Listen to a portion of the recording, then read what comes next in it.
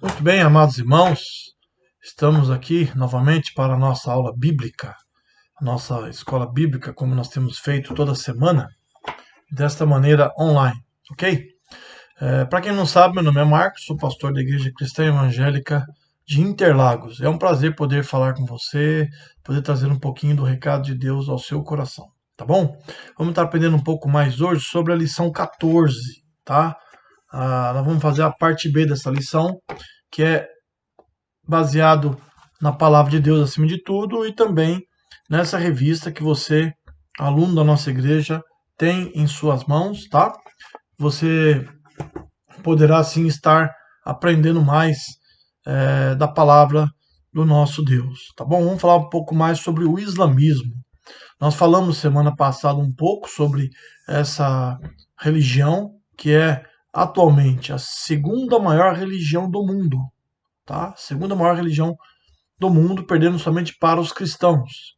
Porém, é a religião que mais cresce no mundo. Em algumas regiões, ela chega a atingir 70% de crescimento. Então, ou seja, ela tem expandido pelo mundo afora e é uma preocupação para todos nós, né?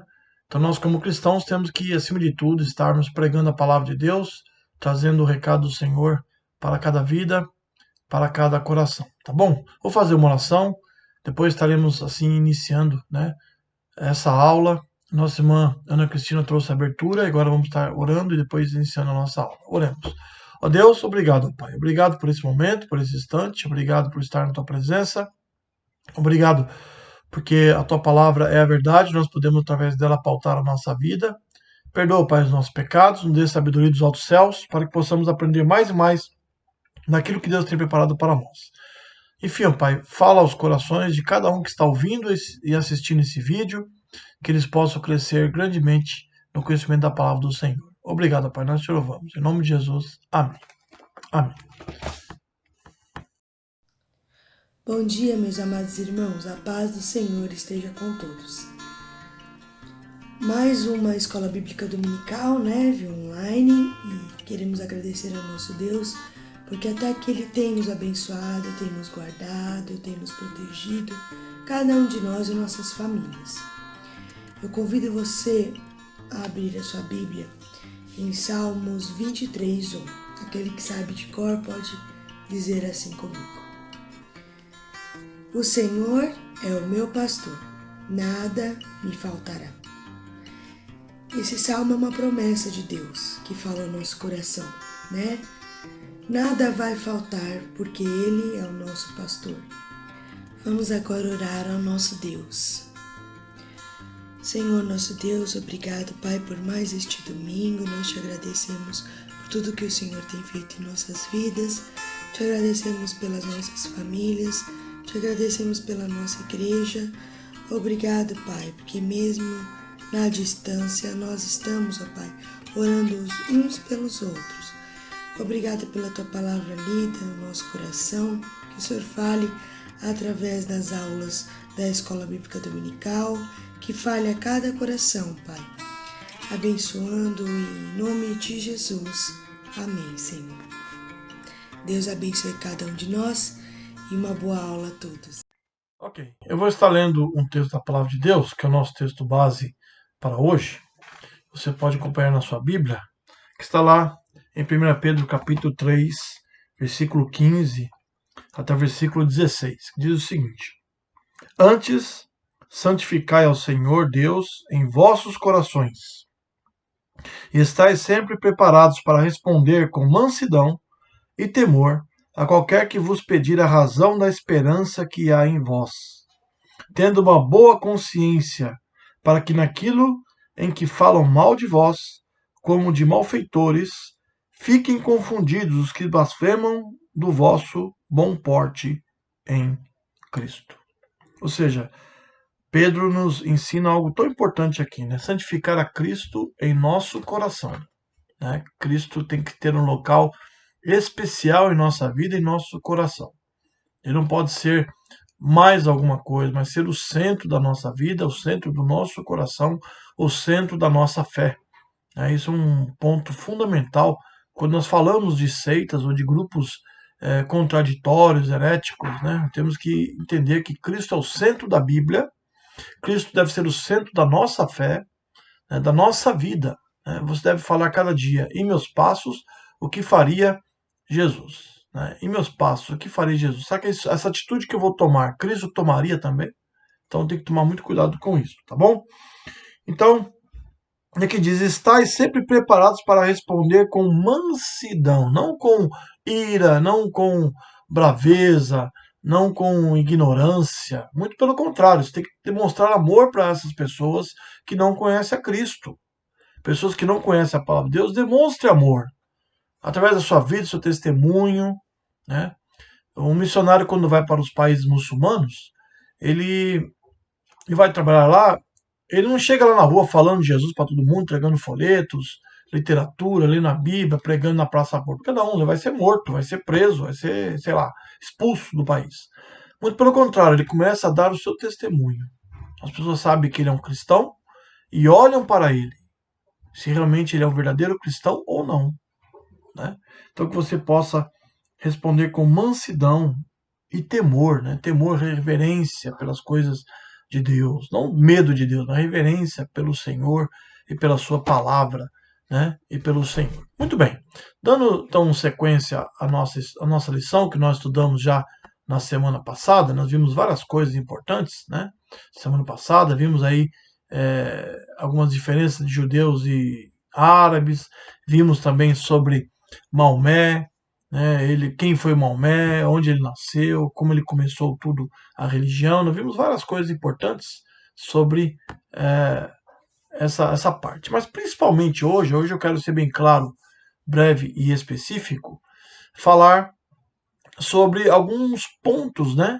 São 5 pontos que divergem, né, o islamismo do cristianismo. Né? O islamismo tem muita coisa muito semelhante ao cristianismo. Eles absorveram muitas coisas do cristianismo e do judaísmo, como falei na primeira aula. Porém, quando nós estudamos a fundo, nós vemos que realmente há grandes divergências. Né? Então, ou seja, se nós olharmos cada um desses pontos, você vai ver que realmente eles divergem. Por exemplo, o Islã crê em anjos e demônios, como nós cremos também. O Islã crê que existe céu e existe inferno, nós também cremos. Né? Eles creem no único Deus, nós também cremos. E assim, eles várias coisas que eles acreditam, mas que divergem grandemente o seu ponto de vista, do ponto de vista bíblico, tá? Bíblico, cristão bíblico, tá? Então, ou seja, eu coloquei aí para vocês, e hoje principalmente eu quero trabalhar somente com esse slide, né? Que fala 5 pontos fundamentais que nós temos que analisar um determinado grupo, não só o Islã, como qualquer outra seita. Se nós vamos analisar um grupo e temos dúvidas se ele é ou não uma seita, você tem que olhar esses 5 pontos, que são fundamentais. Fundamentais. Analise cada um deles baseado na palavra de Deus. Não no que você pensa, mas na palavra de Deus. Filtre pela palavra de Deus. O que a Bíblia diz sobre cada um desses pontos.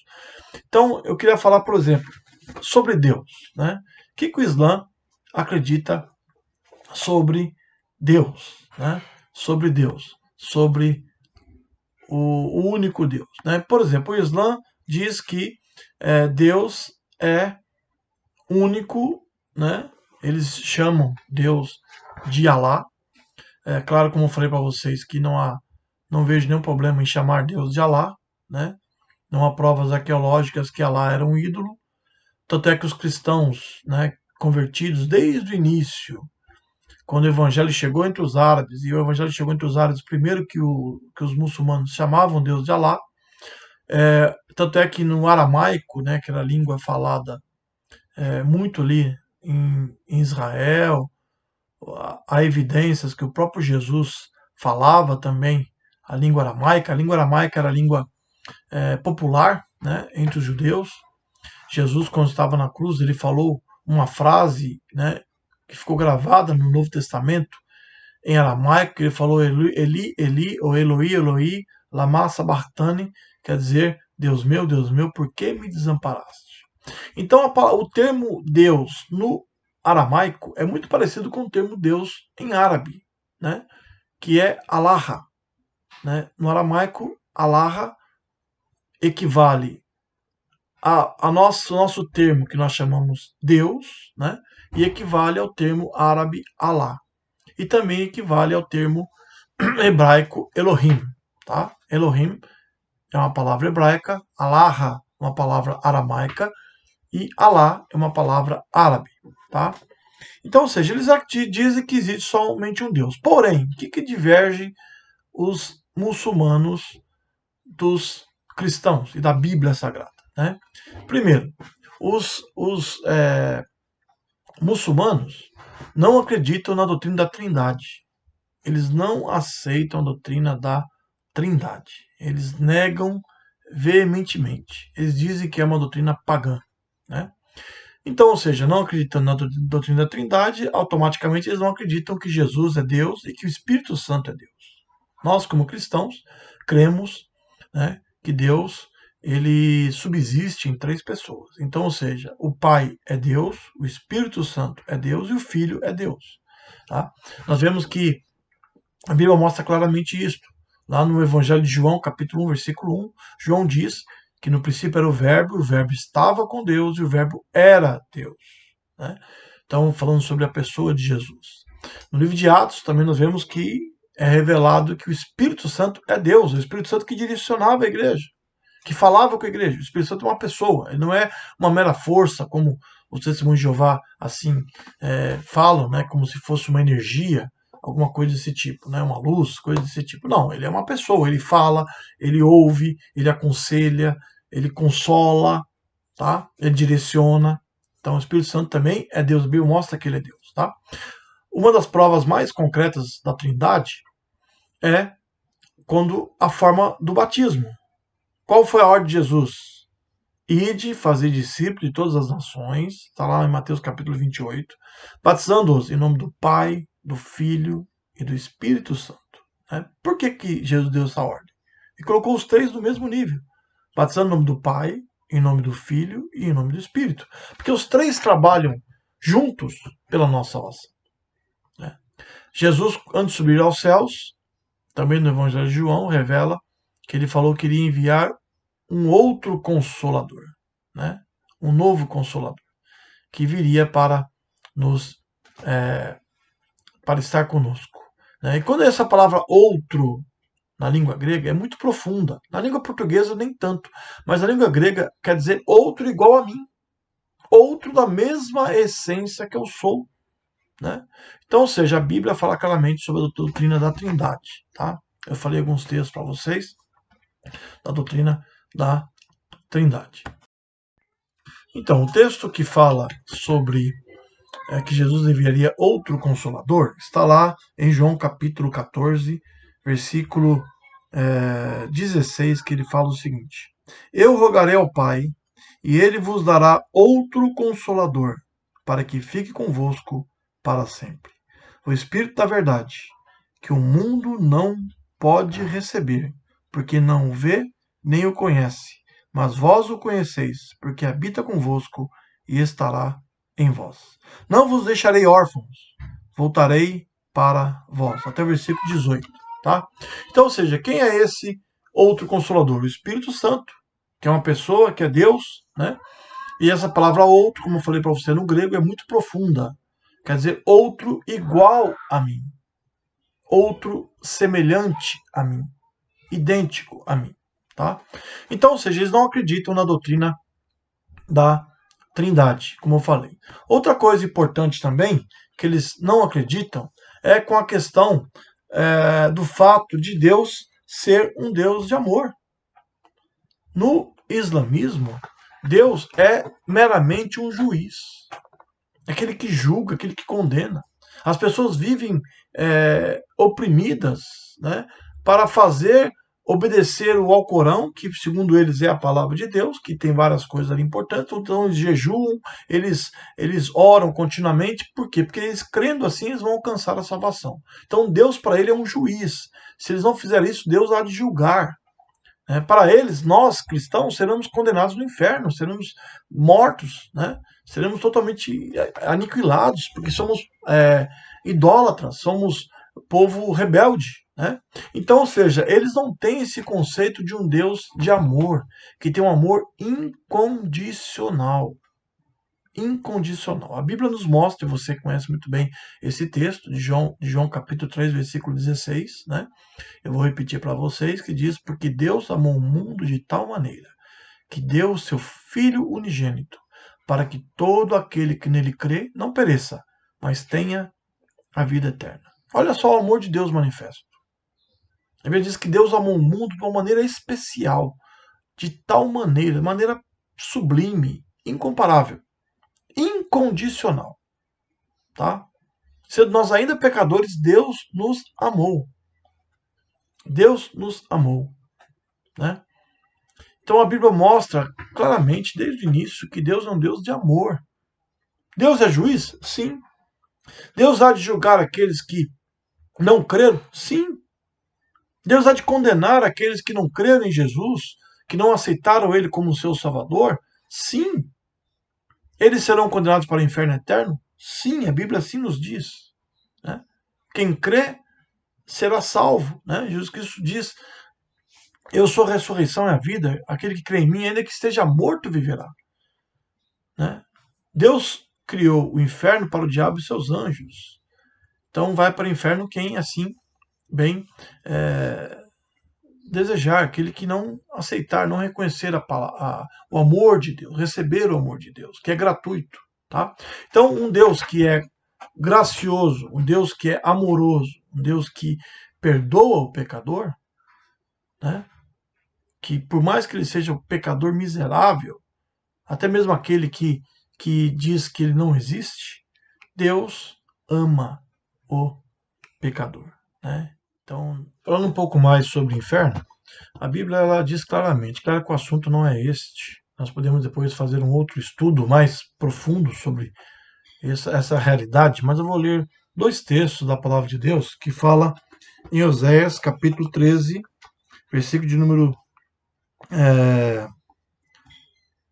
14, que fala o seguinte, no Antigo Testamento: eu os redimirei da mão do inferno e os resgatarei da morte. Onde estão, ó morte, as tuas pragas? Onde está o inferno, a tua perdição? O arrependimento está escondido de meus olhos. É um texto messiânico, né, que se cumpriu quando Cristo ressuscitou dentre os mortos. Amanhã estaremos celebrando este fato. Outro texto está lá em Mateus capítulo de número 25, tá? Versículo 41, né, que diz o seguinte, vou ler para vocês. Diz o seguinte: então dirá também aos que estiverem à sua esquerda, apartai-vos de mim, malditos, para o fogo eterno, preparado para o diabo e seus anjos. Ou seja, o inferno não foi feito para o homem, não foi feito para nós, foi feito para o diabo, mas o diabo enganou Adão, enganou Eva, e eles assim pecaram, né? A partir disso eles morreram espiritualmente, né? Tiveram a separação de Deus, e automaticamente estavam condenados à condenação eterna. Mas Deus, por seu grande amor, envia seu único filho para morrer por nós, para que aquele que nele crê não pereça, não vá para o inferno, mas tenha a vida eterna, né? Então, os muçulmanos têm esse conceito de Deus, né? Não um Deus justo, um Deus juiz que pune, né? Não um Deus de amor. Segundo, eles têm um conceito distorcido sobre Jesus Cristo, né? Eles não aceitam a sua divindade, não reconhecem que ele é Deus, e nem a sua obra, né? Olha só que interessante, né? Eles não reconhecem Jesus como Deus. Jesus é importante, Jesus é um profeta para eles, eles reverenciam Jesus, né? Porém, menor que Maomé, isso na teologia deles, mas pelo Alcorão, você vai ver, eu vou ler um texto para vocês do Alcorão, que reconhece Jesus maior do que Maomé, porque Jesus, pelo Alcorão, não morreu. Maomé sim morreu, mas Jesus não, o túmulo do Maomé está lá em Meca. Eles peregrinam para lá, é um local sagrado para os muçulmanos. Mas Jesus, pelo Alcorão, não morreu, né? Não morreu, muito menos foi crucificado, tá? Eu vou ler um texto do Alcorão para vocês que fala sobre isto, tá? É impressionante né, como eles falam sobre Jesus, tá? Eu vou ler esse texto para vocês, quer ver? Que eles falam sobre a morte de Cristo, que não ocorreu, segundo o Alcorão. Sura 4, 157, é o texto do Alcorão desse livro aqui que eu passei para vocês, que eu vou ler para vocês, tá? Que diverge totalmente da palavra de Deus. Diz assim: E por seu dito, por certo, matamos o Messias, Jesus, filho de Maria, mensageiro de Alá. Ora, eles não o mataram, nem o crucificaram, mas isso lhes foi simulado. Olha só o que eles falam. Jesus, para o Alcorão, ele não foi crucificado. O que nós celebramos ontem, para eles é uma mentira. Tá? Não foi crucificado. Foi algo simulado, foi um teatro, tá? Teatro. E por certo, os que discrepam a seu respeito estão em dúvida acerca disto. Eles não têm ciência alguma disso, senão conjecturas que seguem, e não o mataram seguramente. Olha só, o Alcorão nega a morte de Jesus. Versículo 158 de Sura, da Sura, capítulo 4. O Alcorão são várias suras, tá? Vários capítulos, não tem vários livros. É um livro só, com vários capítulos. Então, capítulo 4, versículo 158, diz assim. Olha só que interessante que eles falam. Mas Alá ascendeu até ele, até Deus, tá? Ascendeu até Deus. E Alá é todo poderoso, sábio. Ou seja, pelo Alcorão, meu amado irmão, você vai entender que, ou você que está me ouvindo, talvez você que seja muçulmano está me ouvindo, que Jesus é maior do que Maomé. Então, ou seja, Alá é o seu Deus e Jesus é o seu profeta. Porque Jesus não morreu. Alá o ascendeu aos céus. Né? Ou seja, eles negam a morte vicária de Cristo. Né? O que é morte vicária? Que ele morreu em nosso lugar. Eu estava uma vez conversando com uma amiga muçulmana e ela me perguntou, era no mês do Ramadã, ela me perguntou se nós fazíamos jejum. Eu falei, sim, nós fazíamos jejum devido à ocasião, seja por uma dificuldade, algum problema, ou até mesmo para o nosso fortalecimento espiritual. Né? O jejum faz parte da nossa fé, da nossa prática, né? E ela falou assim, mas vocês não fazem um sacrifício? Porque eles têm um jejum como um sacrifício para alcançar a salvação. Eu falei para ela, eu aproveitei para falar com clareza sobre a salvação. Eu falei, olha, o maior sacrifício Jesus fez por mim, morrendo numa cruz pelos meus pecados. Foi um momento singelo que Deus me deu para falar de Jesus para ela. Ela olhou para mim e falou assim, você acredita que ele morreu? Eu falei, acredito. Isso é algo fundamental. Mas ele ressuscitou dentre os mortos. Isso a Bíblia nos mostra claramente. Que Cristo morreu, mas ao terceiro dia ele ressuscitou dentre os mortos. Né? Então eles não acreditam na questão, na pessoa de Cristo, tá? Na divindade de Jesus, né? Também eles não aceitam a divindade de Jesus. Né? Outro texto, né, que fala sobre a divindade de Cristo, né, que eles negam, né, eles não apoiam, não aceitam, né, a divindade de Jesus. Né? Há um texto deles que fala claramente, né, sobre isso, né, que é a Sura, capítulo 5, versículo 72, eu vou ler para vocês, tá? Sura 5, 72.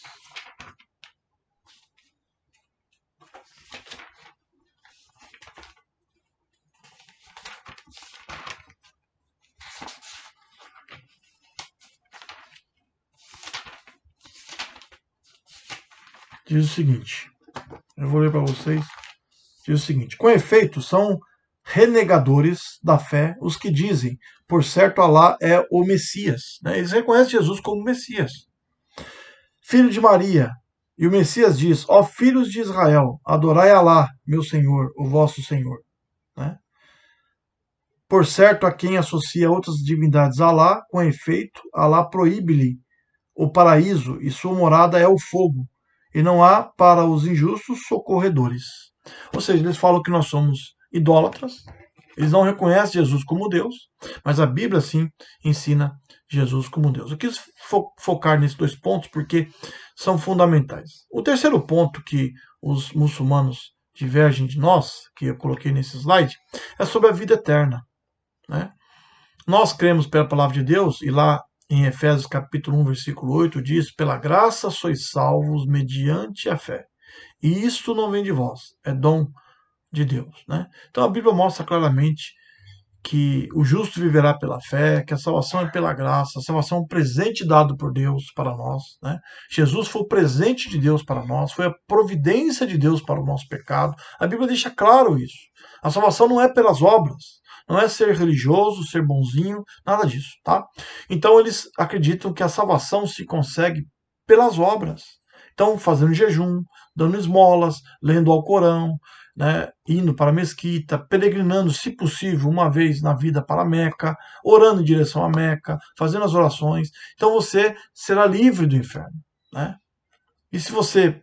Né, e os grupos radicais, não é todo islâmico, né, não é todo islâmico não, mas há os radicais islâmicos terroristas que até mesmo perseguem os próprios muçulmanos, né, destroem mesquitas, os terroristas acabam com todo mundo. Eles acreditam que quando você mata um inimigo, seja cristão, seja espírita, seja budista, seja quem for, né, eles acreditam que você ganha um lugar no céu. Né, você vai ter várias virgens lá no céu. Né. Então, é terrível, né, essa visão. Então, a visão da salvação pelas obras, e não por Deus. A Bíblia mostra claramente que Deus é o nosso Salvador. Né.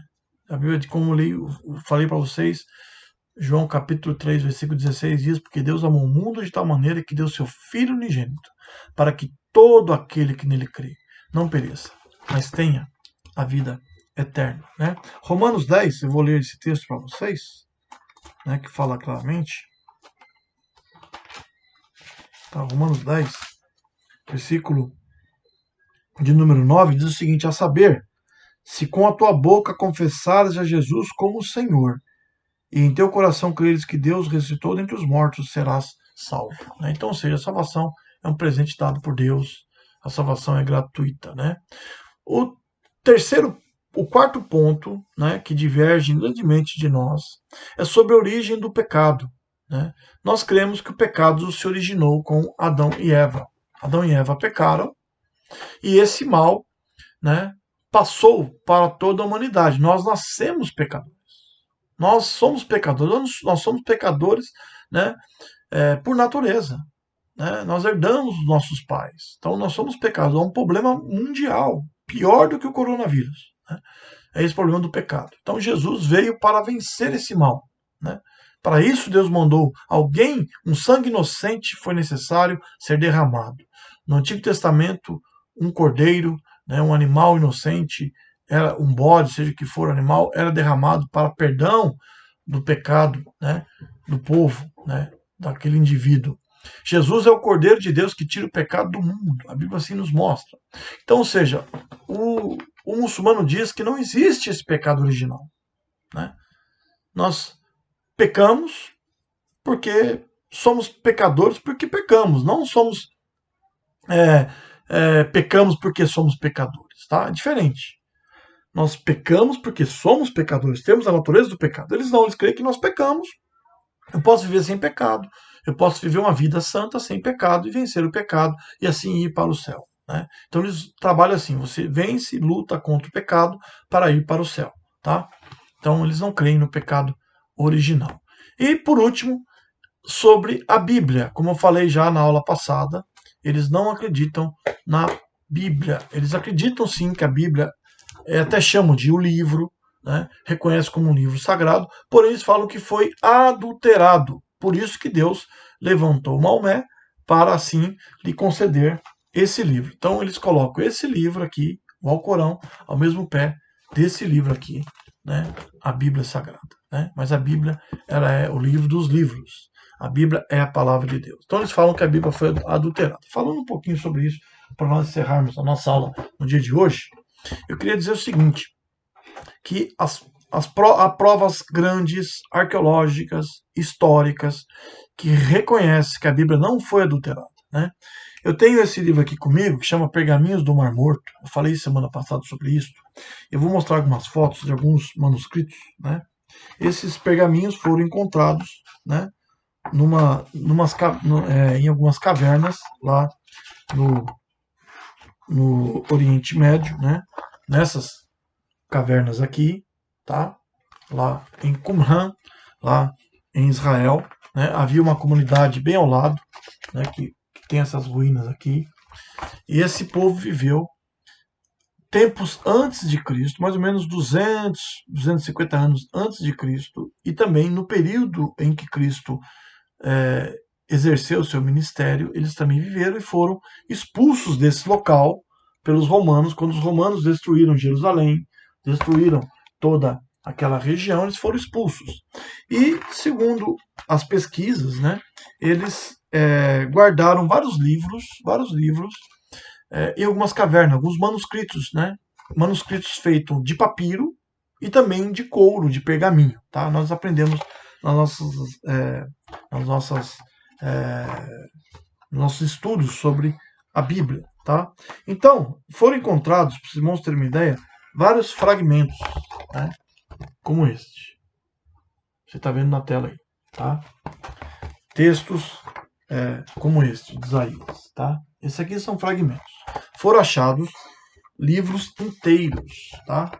Não só fragmentos, mas livros inteiros. Esses livros, esses fragmentos, foram datados, para os irmãos terem uma ideia, tá? Para você ter uma ideia, aqui é um livro inteiro, tá vendo? Inteiro. Foi achado um livro de Isaías inteiro.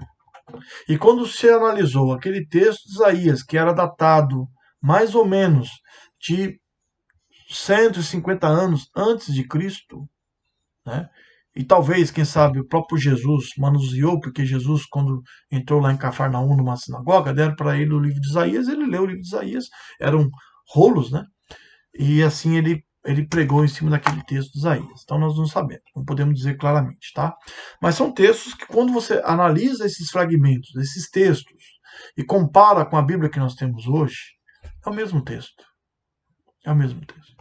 Então, ou seja, isso mostra que a Bíblia é a palavra de Deus, que a Bíblia não foi adulterada, tá? Não foi adulterada. Tenha certeza disso, meu amado irmão. A Bíblia não foi adulterada, tá bom? Que você possa, assim, confiar plenamente em Deus. Então, nós vemos esses 5 pontos, que você possa gravar todos eles, tá? E são pontos fundamentais da nossa fé, nós não podemos abrir mão desses pontos, jamais, tá? Então, ou seja, eles negam Deus, eles não têm um conceito igual nós temos sobre Deus, sobre Jesus Cristo, sobre a vida eterna, sobre a origem do pecado e sobre a Bíblia, tá bom? Que você possa se firmar cada vez mais nesses pontos, né? E também pregá-los acima de tudo, né? E viver em sua vida e ter convicção. Espero que hoje você aprendeu com clareza sobre essa questão dos islâmicos, tá? Nós teremos uma terceira aula, vamos falar um pouco sobre a prática islâmica, tá bom? Vamos falar um pouquinho mais. E depois entraremos no outro assunto futuramente, dando sequência assim nos nossos estudos. Vamos orar encerrando então essa aula, esse momento. Que Deus te abençoe. Amanhã nós nos encontraremos para estarmos cultuando ao Senhor, dando graças a Deus pela ressurreição de Cristo. Oremos pelo mundo, né? Eu passei algumas notícias via WhatsApp.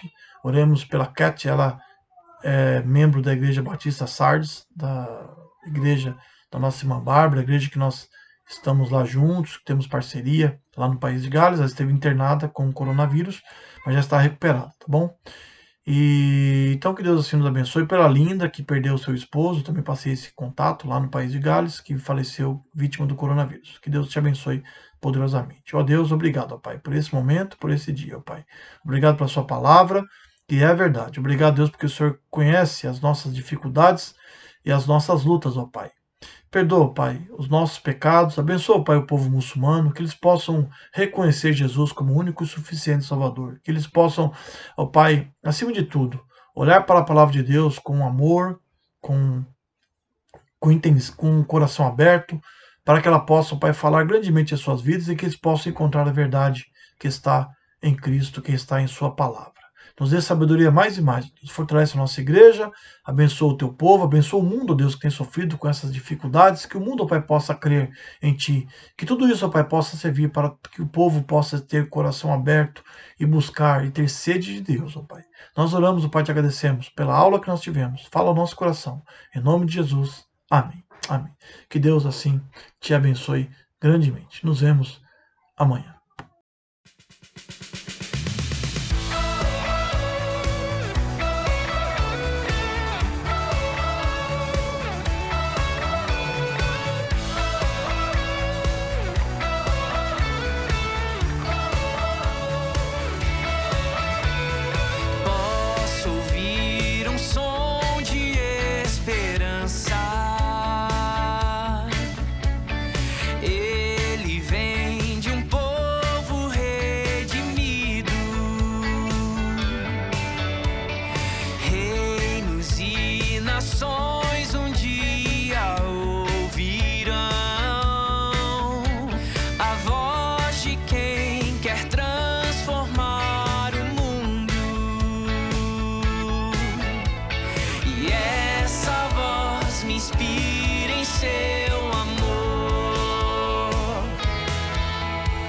Me abraça com tua graça e me faz dizer: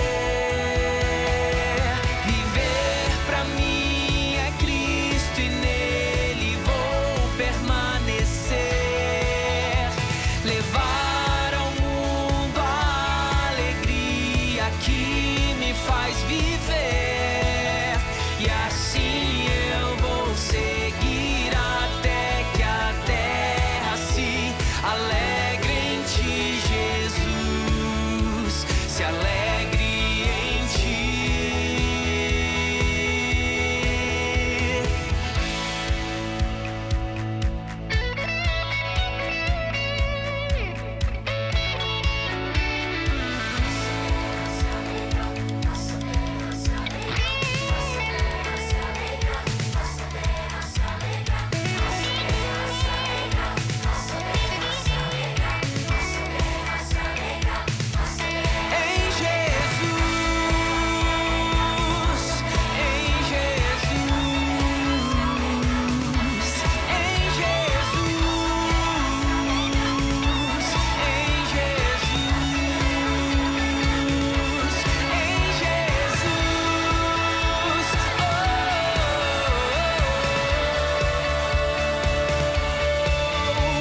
Viver pra mim é Cristo e nele vou permanecer.